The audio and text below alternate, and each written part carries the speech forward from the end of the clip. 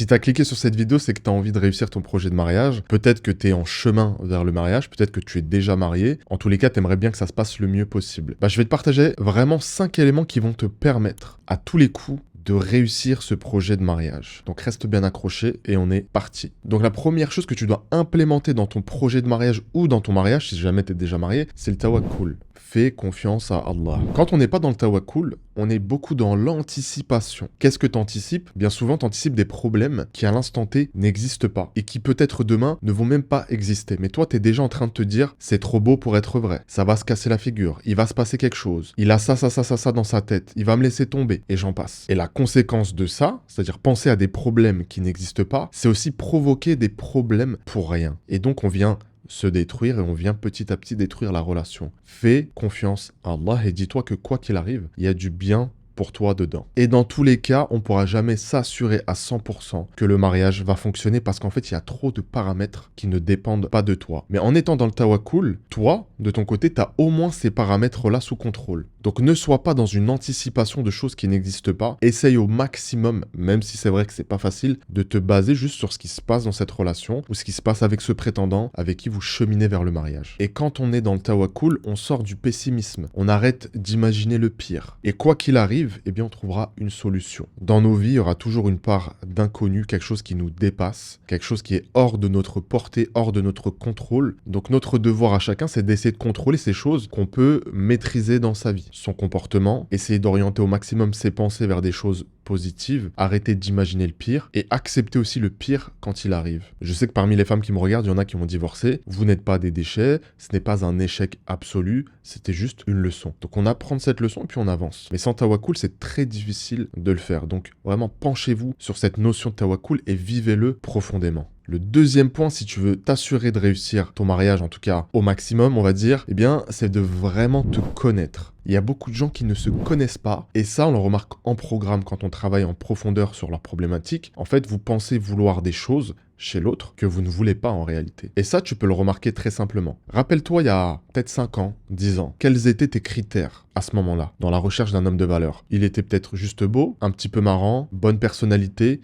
et tu t'arrêtais à ça. Aujourd'hui, avec l'expérience sociale que tu as engrangée, tu as avancé et tu as peaufiné, tu as affiné tes critères, tu as monté tes exigences, et c'est très bien, mais peut-être que tu n'es pas encore là où tu devrais être en fonction de ce que tu veux vraiment. Mais ça, c'est très difficile de le savoir sans expérience sociale, sans s'être trompé, sans échec. C'est pour ça que les échecs, ils sont toujours formateurs. À un moment donné, il faut revenir à soi et se poser une question très simple. Qu'est-ce que je veux vraiment? Et ce que tu veux vraiment, ça va être en phase avec ton histoire, avec ton environnement, avec ta sensibilité, avec ta vision du monde, et j'en passe. Il y a beaucoup de facteurs qui rentrent en compte. Et c'est pour ça que c'est difficile de savoir ce qu'on veut réellement. Mais si tu veux réussir vraiment ce projet de mariage, il va falloir que tu te poses la question et que tu réfléchisses dessus. Reviens sur toute ton histoire. Peut-être que tu te disais à un moment donné, moi, il me faut quelqu'un de très dur, qui a de la poigne, et tu t'es rendu compte que finalement, avec ces hommes-là, ça marchait pas des masses. Donc, est-ce que c'est ce que tu veux vraiment, ou est-ce que c'est ce que tu penses vouloir? Il y a vraiment un océan entre les deux. Il faut être très clair là-dessus si tu veux vraiment choisir le meilleur partenaire de vie pour toi, et du coup, réussir ton projet de mariage. Le troisième point, c'est qu'il faut que tu possèdes réellement un système de sélection qui va être précis, qui va répondre à tes exigences, à ce que tu veux vraiment, comme on l'a dit dans le point précédent, et surtout à tes valeurs. Donc il va falloir trier. Il faut un système de triage et ça passe par plein de choses comme savoir poser les bonnes questions, savoir identifier tel ou tel type d'attachement chez l'autre, savoir vérifier le sérieux de l'homme que tu as en face et par exemple discerner ses intentions réelles. Quand tu n'as pas ça, en fait, tu laisses rentrer beaucoup de gens dans ta vie, c'est très difficile de faire le tri et la quantité l'emporte souvent sur la qualité. Et il y a beaucoup de femmes qu'on a en programme ou même des femmes qui m'écrivent en privé qui me disent je comprends pas, j'attire beaucoup d'hommes mais c'est jamais ce que je recherche. Et souvent le problème c'est ça. En fait, elles n'ont pas de système de tri, si on peut dire ça comme ça. Et quand tu n'as pas de système de tri, bien, tu perds des semaines, des mois, parfois même des années avec les mauvais profils. Et le temps, c'est la seule ressource qu'on ne récupérera jamais. Donc ton temps, il est précieux. Et créer ce genre de système-là, ça va te permettre justement de gagner beaucoup de temps quand tu fais des rencontres pour cheminer vers le mariage. Donc s'il y a vraiment un point à ne pas négliger, ça va être celui-ci. Maintenant, on va rentrer dans les 2 derniers points qui vont vraiment s'installer dans le mariage. Donc on admet que maintenant, ça y est, tu as trouvé le bon partenaire de vie, en tout cas le bon partenaire supposé, tu es marié avec lui. Il y a deux choses que tu vas devoir faire. Donc c'est les deux derniers points. La première chose, c'est se soucier vraiment de lui. Parce que le mariage, c'est du travail constant. Ça, je ne cesse de le dire et c'est réel. Le mariage, c'est du travail constant. Celui qui ne veut pas travailler sur le mariage, il est préférable pour lui, pour elle, en fait, qu'il ne se marie pas tout simplement. Partez du principe que le mariage, ça va être du travail en continu. Une remise en question en continu. Des compromis sans cesse. Et c'est ok. Donc pour revenir sur le point, se soucier de lui, ça veut dire être en capacité de l'entendre, mais surtout de l'écouter. Être en capacité également de répondre à ses besoins, faire attention à des choses qui peuvent l'agacer, ou des choses au contraire qui le rendent heureux, le surprendre, etc. C'est vraiment entretenir la flamme.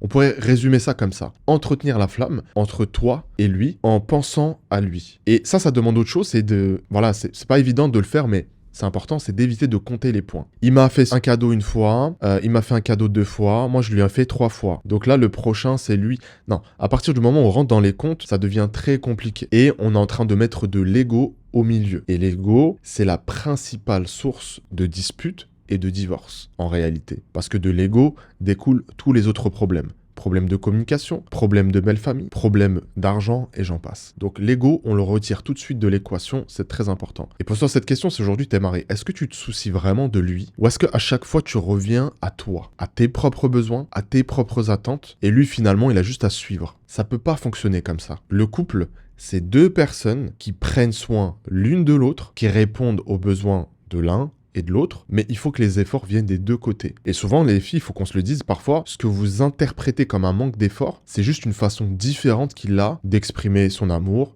son attention. Est-ce que vous avez les lunettes qui vous permettent de voir ces choses-là? Ou est-ce que vous êtes sur le moi je, moi je, moi je? Si vous êtes là-dedans, malheureusement, vous allez pas forcément réussir en amour. C'est pas ce que je vous souhaite, mais je suis là pour vous dire la vérité. Pensez aussi à l'autre. Souciez-vous réellement de l'homme que vous avez en face de vous, de l'homme de votre vie, finalement. Et c'est là qu'on arrive au dernier point, qui est tout simplement de ne pas t'oublier. Et 99,99999% des femmes le font. Elles s'oublient. Tu veux être heureuse dans ton mariage, tu veux réussir dans ton mariage, ne t'oublie pas. Sois un petit peu égoïste. Le point précédent, c'était vis-à-vis de ton mari. Maintenant, ça va être vis-à-vis de toi-même. Pour réussir profondément ton mariage, tu dois être heureuse. Est-ce que ça veut dire que c'est un sentiment absolu de bonheur qui te quitte pas? Absolument pas. Mais globalement, tous les paramètres de ta vie font que tu te sens bien, t'as un bon niveau d'énergie, t'es positif dans ta tête, t'as ce nour autour de toi, t'as cette lumière, t'es solaire, t'es pétillante, tu vois. Donc globalement, t'es heureuse. Et pour ça, il y a pas mal de choses que tu peux faire, par exemple, te stimuler intellectuellement, mais dans ton coin. Avoir tes propres activités dans ton coin. Tu peux aussi, par exemple, prendre soin de toi, faire des massages en institut, faire des gommages, sortir avec tes amis, avec tes copines, faire du shopping ou je ne sais quoi. Toutes les activités qui te font du bien, où tu n'es pas forcément avec ton mari. Parce que ça dépend des couples. Il y a des couples qui sont très fusionnels, il y en a qui ont besoin de respirer. Et il n'y a pas un modèle qui est meilleur que l'autre. C'est propre à chacun et c'est propre à chaque couple. À un moment donné, il faut se décoller, se détacher. Il faut que tu fasses des choses pour toi. Et le temps que vous ne passez pas ensemble, il est bénéfique dans la mesure où, lorsque vous vous retrouvez, vous avez plein de choses à vous raconter, par exemple, et vous vous êtes aussi manqué. Donc voilà, c'est plus facile après, comme on l'avait dit tout à l'heure, de raviver la flamme. Et comme d'habitude les filles, là je vous ai exposé 5 choses à faire. Maintenant il y a 2 écoles. C'est toujours la même chose. Il y a celles qui vont prendre des notes et qui vont l'appliquer. Et il y a celles qui vont se dire non mais ça je sais déjà mais qui font rien sur le terrain. Moi ce que je veux pour vous, c'est que vous passiez massivement à l'action. Et n'oubliez pas de checker la description pour récupérer votre appel diagnostic qui est offert. Et nous, on se dit à la semaine prochaine, Inch'Allah. Assalamu alaikum wa rahmatullah.